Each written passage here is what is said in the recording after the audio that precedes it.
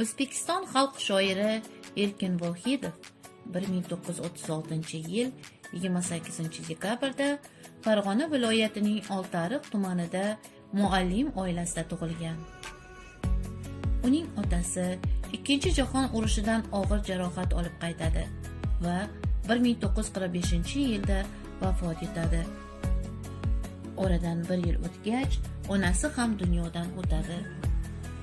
10 yoshga yetar yetmas ham ota, ham onadan ajrab qolgan yosh Erkinni tog'asi o'z tarbiyasiga oladi.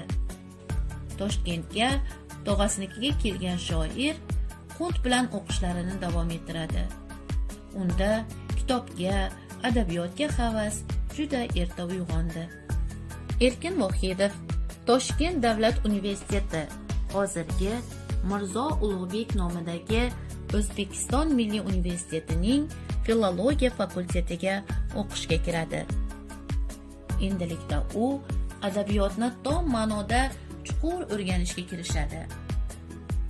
Buyuk ijodkorlarning asarlarini berilib o'qir ekan, ulardan badiiy mahorat sirlarini, so'zga mas'uliyat hissini, soddalik va ravonlikni o'zlashtirishga intiladi.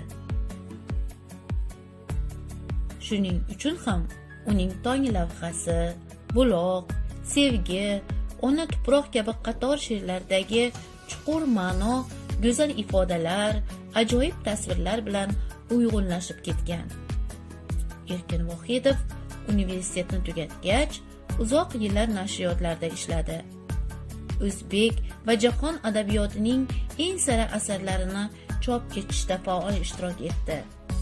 1964-yilda yaratilgan Nido dostonidan so'ng birin-ketin Orzu chashmasi, Palatkada yozilgan doston, Quyosh maskani, Ruhlar isyoni kabi ajoyib dostonlar yozdi.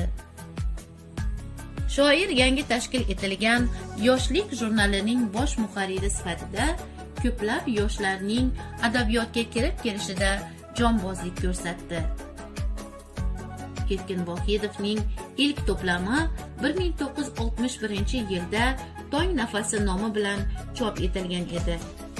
Shundan so'ng birin-ketin Qo'shiqlarim sizga, Yurak va aql, Mening yulduzim, Nido, Lirika, Palatkada yozilgan doston, Yoshlik devoni, Charog'bon, Dostonlar, Muhabbat, Hozirgi yoshlar, Tirik sayyoralar, Iztirob kabi kitoblari nashr etildi.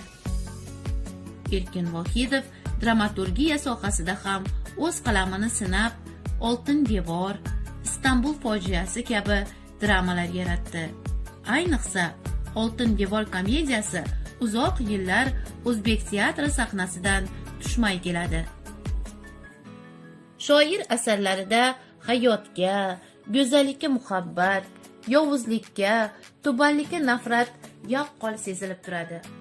Uning ilk dostoni Nidoda insoniyatga og'ir judoliklar, bitmas jarohatlar keltiradigan urush qattiq qoralansa, keyingi bitilgan Ruhlar isyoni dostonida xalqlar, millatlar, dinlar o'rtasidagi nizolar bashariyatga naqadar katta falokatlar olib kelishi teran tasvirlangan. Bu esa shoir ijodida insonparvarlik hamisha bosh mavzu bo'lib kelganini ko'rsatadi. Erkin Vohidov ko'plab mashhur shoirlarning asarlarini o'zbek tiliga tarjima qildi. Xususan, Erkin Vohidov tarjima qilgan rus shoiri Sergey Yesenin she'rlari, nemis shoiri Gyotening Faust asari o'zbek adabiy muhitida katta hodisa bo'ldi. Erkin Vohidovning el, yurt va adabiyot oldidagi xizmatlari inobatga olinib, buyuk xizmatlari uchun ordeni va O'zbekiston qahramoni unvoni bilan taqdirlangan. Xalqimizning ardoqli farzandi Erkin Vohidov 2016-yil 30-mayda vafot etdi.